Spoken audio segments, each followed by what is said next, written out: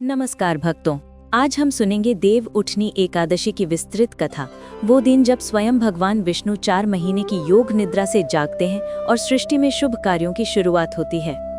बहुत समय पहले की बात है।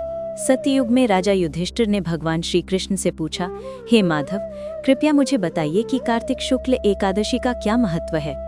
भगवान श्री कृष्ण मुस्कुराए और बोले, हे राजन, ये एकादशी अत्यंत पुण्यदायिनी है। इस दिन मैं योग निद्रा से जागता हूँ। 4 मास तक मैं पाताल लोक में विश्राम करता हूँ, जिसे चातुर्मास कहते हैं। इस एकादशी को प्रबोधिनी कहते हैं, क्योंकि ये देवताओं के जागरण का दिन है। भगवान विष्णु के शयन से सृष्टि में शुभ कार्य रुक जाते हैं, विवाह, यज्ञ, गृह प्रवेश। लेकिन जैसे ही देव उठनी एकादशी आती है, तुलसी विवाह होता है। तुलसी माता और शालिग्राम भगवान का पावन मिलन।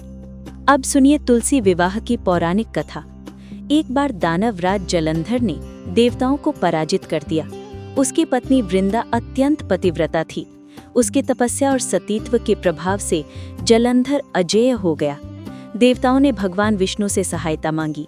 भगवान विष्णु ने जलंधर का रूप धारण कर वृंदा का सतीत्व गम किया। जब वृंदा को सत्य का ज्ञान हुआ, उसने क्रोधित होकर भगवान विष्णु को पत्थर बनने का श्राप दे दिया। श्राप के प्रभाव से भगवान विष्णु शालिग्राम शिला में परिवर्तित हो गए। वृंदा ने स्वयं को अग्नि में समर्पित कर दिया। उसी अग्नि से तुलसी का पौधा उत्पन्न हुआ। भगवान विष्णु ने तुलसी से क्षमा मांगी और कहा, हे वृंदा, तुम मेरे हृदय में सदा वास करोगी। तुम्हारे बिना मेरी पूजा अधूरी रहेगी। मैं हर वर्ष तुम्हारे साथ विवाह करूंगा।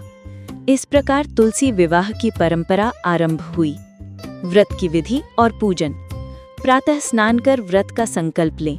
भगवान विष्णु और तुलसी माता की पूजा करें।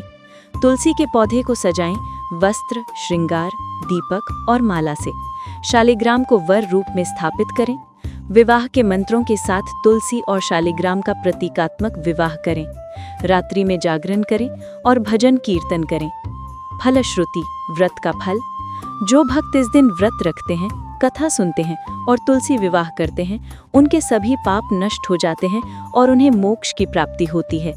इस दिन का पुण्य हजारों यज्ञों के बराबर होता है। तो आइए इस देव उठनी एकादशी पर हम भी भगवान विष्णु का जागरण करें। अपने मन, कर्म और वचन से शुभता का आरंभ करें।